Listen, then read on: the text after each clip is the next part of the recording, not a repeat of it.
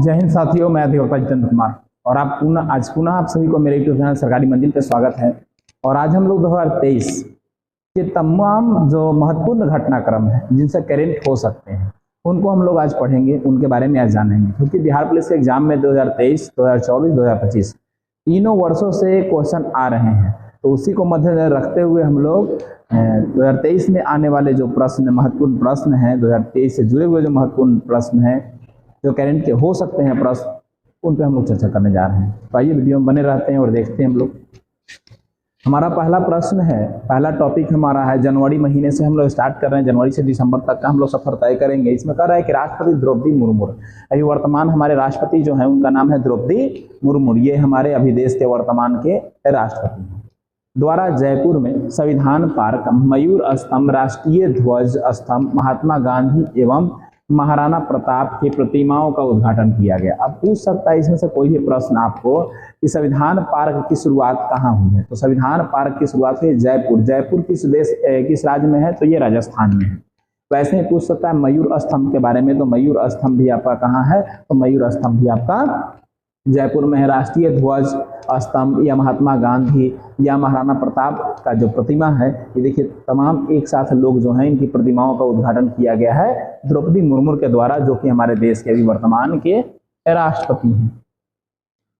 अगला प्रश्न देख सकते हैं क्या हो सकता है।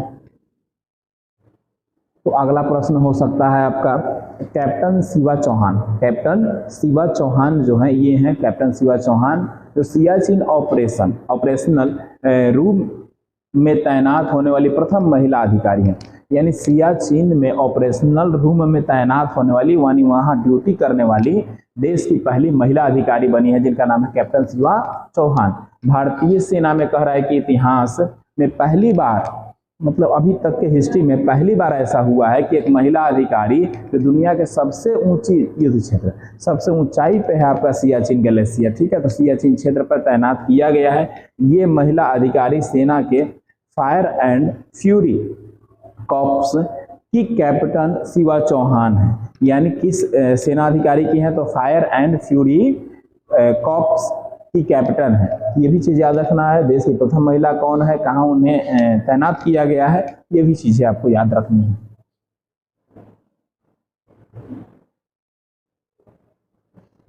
अगले प्रश्न की ओर आ रहे हैं। तो कह रहा है कि उड़ीसा सरकार ने अपने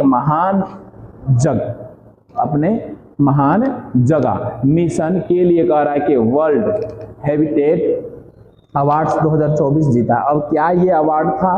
तो ये जगह मिशन जो अवार्ड है 2024 में उड़ीसा सरकार ने जीता है। किस उपलक्ष्य में जीता है? तो जगह मिशन उड़ीसा में लगभग 3000 झुग्गियों को अपग्रेड करने की पहल थी। जगह मिशन के तहत 3000 जो झुग्गी झोपड़ियाँ थी, गरीब बस्तियाँ थी, उनको अपग्रेड किया गया है। मुख्यमंत्री नवीन पटनायक, अगर प्रश्न पूछेगा उड़ीसा का मुख्यमंत्री कौन है, तो अभी मुख्यमंत्री कौन है? नवीन पटनायक के नेतृत्व में उड़ीसा सरकार भारत का पहला झुग्गी मुक्त राज्य बनने का लक्ष्य रखा गया है। यानी यहाँ पे 3 प्रश्न निकल के आ रहे हैं। मुख्यमंत्री कौन है वहाँ के? नवीन पटनायक हैं। वहाँ पहला राज्य जो है झुग्गी मुक्त बनने का लक्ष्य को हासिल किया है। दूसरा चीज है जगह मिशन किस राज्य से संबंधित है? तो उड़ीसा से है। जगह मिशन में कितने झुग्गी झोपड़ियों को हटाया गया है? तो 3000 झुग्गी झोपड़ियों को ऑपरेट करके देखिए इस तरह से घर बनाया गया है, झुग्गी झोपड़ियों को घर बनाया गया है। बहुत सारे प्रश्न यहाँ से निकल सकते हैं, इसलिए अच्छे से इस पर फोकस करेंगे। अगला कह रहा है 5 जनवरी 2023 में उड़ीसा के मुख्यमंत्री नवीन पटनायक द्वारा राउरकेला में, राउरकेला कहाँ है? उड़ीसा में है। राउरकेला में विश्व स्तरीय हॉकी स्टेडियम का उद्घाटन किया। ये हॉकी स्टेडियम है जो विश्व स्तरीय है। विश्व के विभिन्न देशों से यहाँ लोग खेलने आएंगे और अंतर्राष्ट्रीय खेल भी की जाएगी। इसका नाम प्रसिद्ध स्वतंत्रता संग्राम बिरसा मुंडा के नाम पर रखा गया है। यानी बिरसा मुंडा हॉकी स्टेडियम कहाँ है? उड़ीसा में। ऐसे बिरसा मुंडा का संबंध आपके झारखंड से मुंडा विद्रोह से संबंधित है, जो कि 1899 से 1900 के बीच में चला था वो विद्रोह। 1900 में उनकी मृत्यु भी हो गई थी। उनको रखा गया था आपके रांची के जेल में, जिनके कारण उनकी मृत्यु हो गई थी। तो बिरसा मुंडा के नाम पे इस हॉकी स्टेडियम का नाम रखा गया है, जो कि किस राज्य में है? उड़ीसा में है, ठीक है। अब इसमें कितने लोग बैठ सकते हैं? तो 20,011 सीटें बनाई गई है। बहुत बड़ी है। देखिए 2 लेयर में इसकी सीटें बनाई गई हैं, फर्स्ट लेयर और ऊपर में सेकेंड लेयर है। 2 आधार पर सीट का निर्माण किया गया है। बैठने की क्षमता के साथ साथ एक यह आधिकारिक तौर पर 29 जनवरी 2023 को गिनीज वर्ल्ड ऑफ रिकॉर्ड में इसकी उद्घाटन की गई 5 जनवरी को, लेकिन गिनीज वर्ल्ड ऑफ रिकॉर्ड में शामिल हुआ 29 जनवरी को, और दुनिया का सबसे बड़ा हॉकी स्टेडियम के रूप में बना। अब सोच लिए कितना क्वेश्चन निकल रहा है। दुनिया का सबसे बड़ा हॉकी स्टेडियम तो बिरसा मुंडा हॉकी स्टेडियम, ठीक है, जो कहाँ में है तो उड़ीसा में है। किसने इसकी शुरुआत की तो इसकी शुरुआत नवीन पटनायक ने की। इसमें सीटों की संख्या कितनी है तो 20,011 है, ठीक है। तो ये बहुत सारे प्रश्न आपके एक ही टॉपिक से जुड़े हुए हो सकते हैं। अगला कह रहा है कि हाल में केरला देश का पहला पूरी तरह से डिजिटल बैंकिंग वाला राज्य बना है। केरल राज्य काफी डेवलप राज्य है, वहाँ शिक्षा का स्तर भी काफी अच्छा है। तो पहला राज्य केरल बना है जो पूर्ण रूप से डिजिटल बैंक प्रणाली पर आ गई है। डिजिटल क्षेत्र में उन्नति के लिए केरल ने 3 डिजिटल इंडिया पुरस्कार प्राप्त किया है। हो सकता है पूछ सकता है कि किस राज्य को 3 डिजिटल इंडिया पुरस्कार मिला है, तो केरला को मिला है। और भारत का पहला जो बना है बैंकिंग सेवा वो डिजिटल राज्य में बना है, जो पूर्ण रूप से क्या है, डिजिटल टेक्नोलॉजी पर आधारित है। सारा चीज घर बैठे हुए अपना कर सकते हैं। अगला कह रहा है कि प्रधानमंत्री नरेंद्र मोदी ने दुनिया का सबसे लंबा रिवर क्रूज एमए गंगा विलास का वाराणसी में हरी झंडी, ये जो है ये एक नाव है। क्या है? एक नाव है जिसका नाम क्या है, रिवर क्रूज एमवी गंगा विलास, ठीक है। विलास का मतलब कहा जाता है महल, विलास को क्या कहा जाता है, महल कहा जाता है। तो देखिए 1 मंजिला 2 मंजिला है ना, ये इसका ग्राउंड फ्लोर हो गया, सेकंड फ्लोर हो गया और ये 3rd फ्लोर हो गया।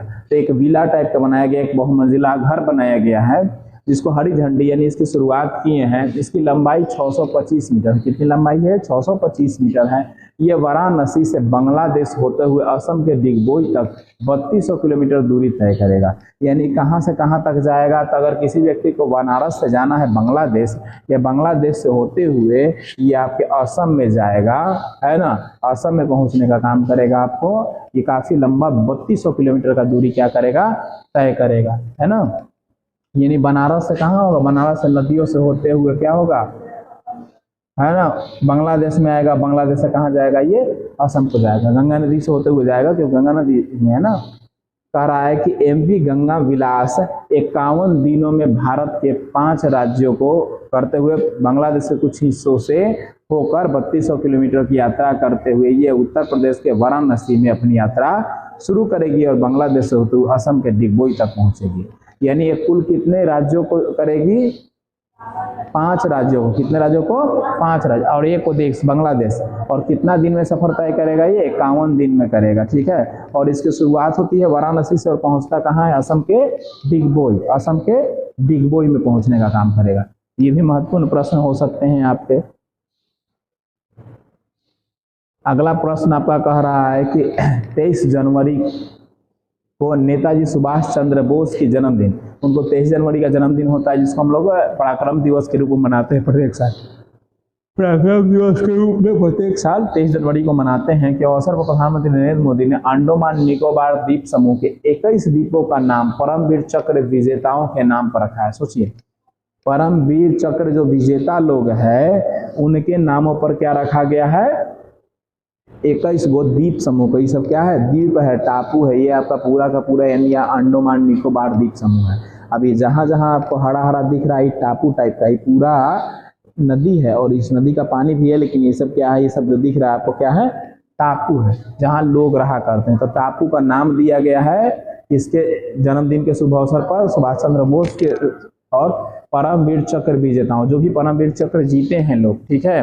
परमवीर चक्र किनको हासिल होता है, सेना में युद्ध करते करते और वीर गति को प्राप्त कर जाते हैं, मर जाते हैं, ठीक है, शहीद हो जाते हैं, हाँ, तो उनको परमवीर चक्र है। सेना में सर्वोच्च चक्र है, सर्वोच्च सम्मान है परमवीर चक्र, ठीक है, तो उन्हीं के नाम पर दिया गया है। ये तो फिर पुनः वही वाला आ गया।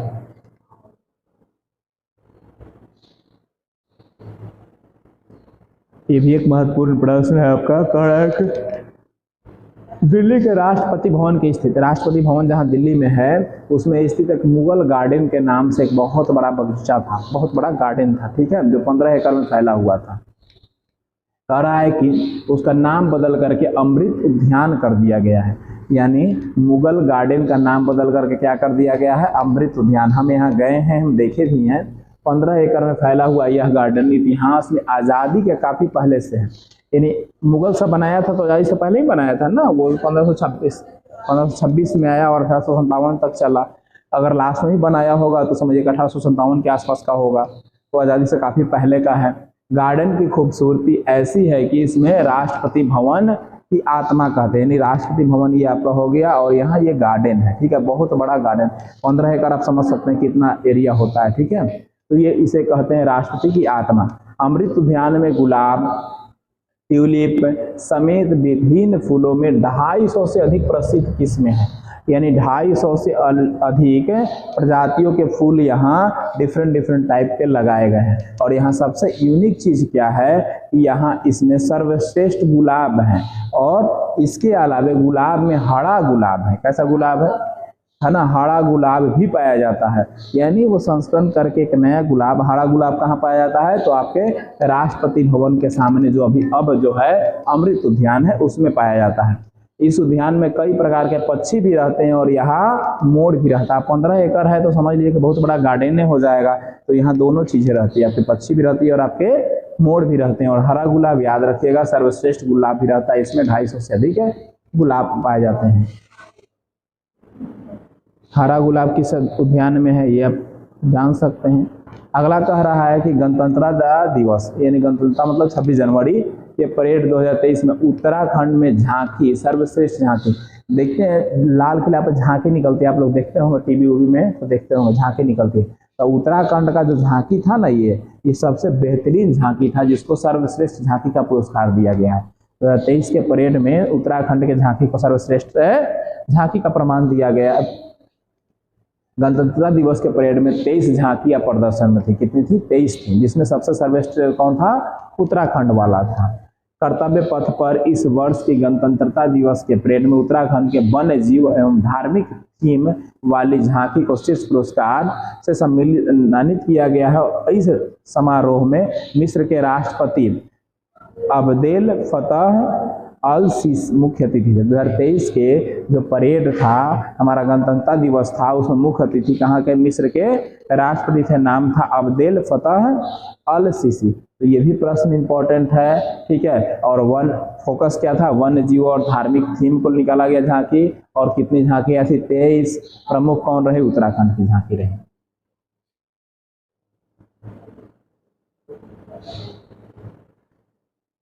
अगला कह रहा है कि भारत में पहली बार 20 फरवरी 2023 को लद्दाख के पैंगांग त्यो झील पर फ्रोजन लेक मैराथन का आयोजन किया गया। एक लेक है, लेक मतलब झील है, और झील क्या हुआ है? जमा हुआ है। यहाँ पर झील जमा हुआ है बर्फ से, क्योंकि ऐसे भी क्या होता है लद्दाख में आपका माइनस में चल जाता है, तो माइनस में के बाद पानी जम जाता है। तो ये आपका झील है और झील पूरा का पूरा जमा हुआ है। और यहाँ पे मैराथन किया गया था, दौड़ भाग मैराथन होता है, ठीक है। और इसे आधिकारिक तौर पर गिनीज वर्ल्ड ऑफ रिकॉर्ड में सबसे ऊंची फ्रोजन लेक मैराथन के रूप में जाना जाता है। सबसे ऊंचाई पर स्थित जो लेक यानी झील जो है, उस झील पर मैराथन किया गया है। वर्ल्ड में इतनी ऊंचाई पर किसी ने किया नहीं है। अधिकारियों के अनुसार 21 किलोमीटर की मैराथन भारत में अपने तरीके से पहली ऐसी मैराथन हुई जो कि 13,862 फीट की ऊंचाई पर आयोजित की गई थी। यानी इतनी ऊंचाई पर कभी भी मैराथन आयोजित नहीं किया गया है, जो कि किया गया लद्दाख में, ठीक है, फरवरी महीने में 21 किलोमीटर तक। अगला कह रहा है कि याया त्यो, जिसे 4820 मीटर की ऊंचाई पर स्थित अपनी खूबसूरत झील के लिए पक्षियों का स्वर्ग के रूप में जाना जाता है। देखिए बहुत सारी पक्षियां बैठी हुई, आपको दिख रही होगी, बहुत सारी व्हाइट पक्षियां बैठी हुई हैं, जो कि पक्षियों का स्वर्ग माना जाता है, जो कि लद्दाख में पहली जैव विविधता विरासत स्थल के रूप में प्रस्तावित किया गया है। यानी इसे क्या कहा गया है? लद्दाख का प्रथम विरासत विविधता वाला स्थल माना गया है। या त्यो बड़ी संख्या में पक्षियों एवं जानवरों के लिए घोंसला बनाने का आवास है। यहाँ पर बड़ी बड़ी पक्षियां जो होती है अपना आवास बना के रखती है, घोंसला बना के रखती है। जैसे कह रहा है कि bar headed goose, black necked crane और ब्राह्मणी बत्तख ये सब जो है यहाँ पे घोंसला बनाकर रहती है, ठीक है, इस झील पे। ये झील कहाँ है? तो आपके लद्दाख में है। यह भारत का काली गर्दन वाला क्रेन, काली गर्दन वाला एक पक्षी है जिसका नाम क्या है? क्रेन है, के उच्चतम प्रजनन स्थल में से होने का एक गौरव प्राप्त। यहाँ पे काली गर्दन वाला क्रेन है जो क्या है? सबसे अधिक ऊंचाई पर प्रजनन करने वाला जीवों की श्रेणी में यहाँ पे क्या हुआ है? शामिल हुआ है। तो काफी ऊंचाई पे 4820 मीटर की ऊंचाई पर है ये। अगला कह रहा है केंद्रीय सड़क परिवहन मंत्री नितिन गडकरी ने महाराष्ट्र के नागपुर में दुनिया के सबसे बड़े एवं महाराष्ट्र की पहले दिव्यांग पार्क की आधारशिला रखी है। क्या रखी है? केंद्रीय सड़क परिवहन मंत्री नितिन गडकरी। अब यहाँ प्रश्न निकल रहा है कि भारत के केंद्रीय परिवहन सड़क मंत्री कौन है? तो नितिन गडकरी है, ठीक है। महाराष्ट्र के नागपुर शहर में दुनिया का सबसे बड़े एवं महाराष्ट्र की पहले दिव्यांग पार्क, दिव्यांग मतलब आंखों से जिसको दिखाई नहीं पड़ता है, हैंडीकेप्ड, जिसमें कोई भी डैमेज हो, हाथ पैर नहीं दिखता हो, ये सब दिव्यांग। दिव्यांग का अर्थ होता है कि कोई भी अंग मतलब विकार हो, है ना, कोई भी, जैसे अब हम लोग का संपूर्ण दोनों हाथ है, उसका एक एक हाथ होगा, उंगली नहीं होगा, वो दिव्यांग की श्रेणी में आएगा, PWD। कह रहा है कि इस पार्क में सभी 21 प्रकार के विकलांगताओं के अनुकूल सुविधाएं, यानी विकलांगता की श्रेणी में 21 प्रकार के लोगों को विकलांग होते हैं, उन सब के लिए यहाँ पर क्या बनाया गया? वैसा सुविधा बनाया गया है। इसमें एक स्पर्श और एक गंध उद्यान भी है, स्पर्श करके छू के पता कर सकते हैं और एक स्मेल के आधार पर पता कर सकते हैं। कह रहा है कि हाइड्रोथेरेपी इकाई, जल चिकित्सा एवं मानसिक रूप से विकलांग बच्चों एवं माताओं के लिए भी स्वतंत्र कक्ष जैसी सुविधाएं, यानी स्वतंत्र रूप से अपने कक्ष में रह सकते हैं वो लोग, उसके लिए भी पार्क बनाया गया है, रूम बनाया गया है, जहाँ पे वो फ्रीडम रूप से अपना जिस कक्ष में रहना चाहे वो अपना रह सकती हैं। ये कहाँ बनाया गया है? महाराष्ट्र में बनाया गया है, और ये दुनिया का सबसे बड़ा है और महाराष्ट्र का पहला। अगला कह रहा है कि भारत में पहली ऐसी डबल डेकेन इलेक्ट्रॉनिक बस की शुरुआत की गई है मुंबई में। ये जो बस दिख रहा है डबल डेकेन, एक पर एक, ऐसा आप लोग सिनेमा में देखे होंगे, रियल में नहीं देखे होंगे, लेकिन बनाया गया, वो भी बनाया गया है तो इलेक्ट्रॉनिक बनाया गया है। इससे पहले था तो पेट्रोलियम और डीजल से था, ठीक है, और ये डबल डेकेन बनाया गया। देखे होंगे डबल वाला जरूर, लेकिन वो सुतने वाला होता है, बैठने वाला नहीं होता है, ठीक है, हाँ, और डाउन रहता है, यहीं पे रहता है, सोने वाला रहता है, लेकिन ये दोनों देखिए, इस पे भी सीट है बैठने, हाँ, दोनों ही है ना। तो सारी सुविधाएं इसके अंदर आपकी लैस हैं। 5 किलोमीटर की दूरी के लिए टिकट की कीमत न्यूनतम 6 रुपया रखा गया है। तो देखिए कितना सस्ता है, 5 किलोमीटर जाना है तो 6 रुपया, यहाँ 10 किलोमीटर जाना है तो 20 रुपया लग जाता है ना। यहाँ 5 किलोमीटर जाने के लिए आपको कितना विक्रम का लगता है भाड़ा? विक्रम का भाड़ा कितना लगता है बताइए? 7 किलोमीटर विक्रम पड़ जाता है। अच्छा, इलेक्ट्रॉनिक डबल डेकर बस में बैठने की क्षमता 73, इसमें 73 लोग क्या कर सकता है? बैठकर जा सकता है।